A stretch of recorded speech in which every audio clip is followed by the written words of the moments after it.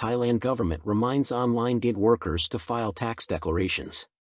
The government is reminding online gig workers, including freelance workers, food delivery riders, YouTubers, and social media influencers, to file the 2024 personal income tax form by March 31 or risk facing penalties such as fines of up to 200,000 baht and/or 7 years imprisonment. Deputy Government Spokesman, Karam Phongphongklang, said on Monday that all workers who run their businesses online must report a detailed report of their earnings last year to the Revenue Department by March 31. However, those who plan to file their income declarations online through the digital MyTax, DMyTax, platform, the department's e-filing channel, or the RD Smart Tax app have until April 8 to submit their files.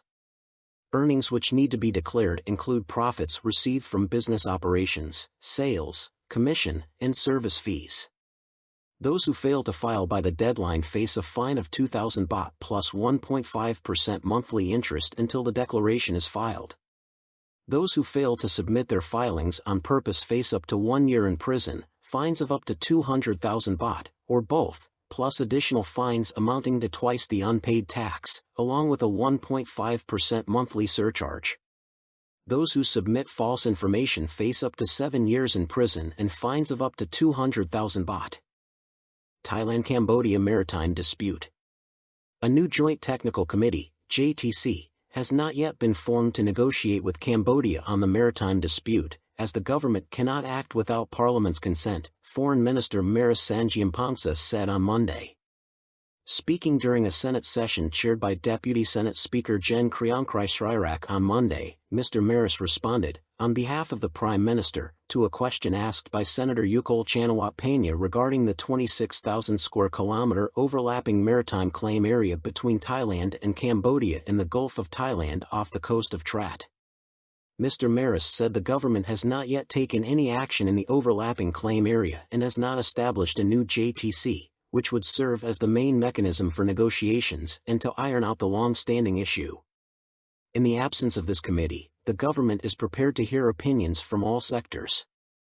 Comments and suggestions from Senate members will be incorporated into Thailand's guidelines for negotiations, aiming for the nation's and people's utmost benefit.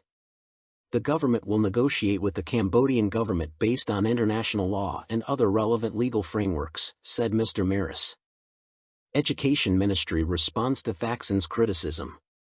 A close aide to the Education Minister on Monday defended the ministry against former Prime Minister Thaksin Shinawatра's criticism that it is too large and needs restructuring to improve the nation's education system.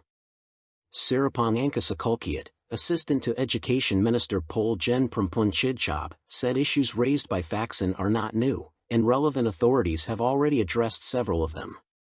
Several measures introduced under Pol Gen Prampun's tenure aim to improve the education system, including reducing teachers' burdens, ensuring fair promotions, and providing transparent evaluations of professional qualifications. Mr. Sirapong was responding to Thaksin's remarks made during a campaign rally for Wawachai Hotrawazia, Phu Thai's candidate running in the Si Sat Kat Provincial Administrative Organization, PAO, chief election on the weekend.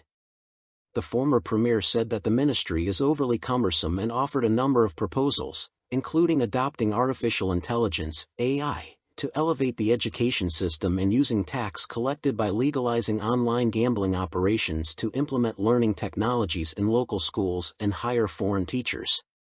Mr. Sirapong said that previous governments had attempted to address the issue by separating certain departments under the ministry for greater working independence.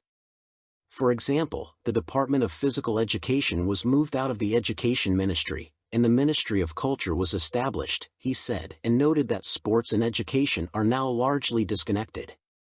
Forest burners arrested in Nakhon Ratchasima. Nakhon Ratchasima, the authorities have arrested 5 suspects who set fires to forested areas in this northeastern province and are searching for 10 more suspects to face prosecution.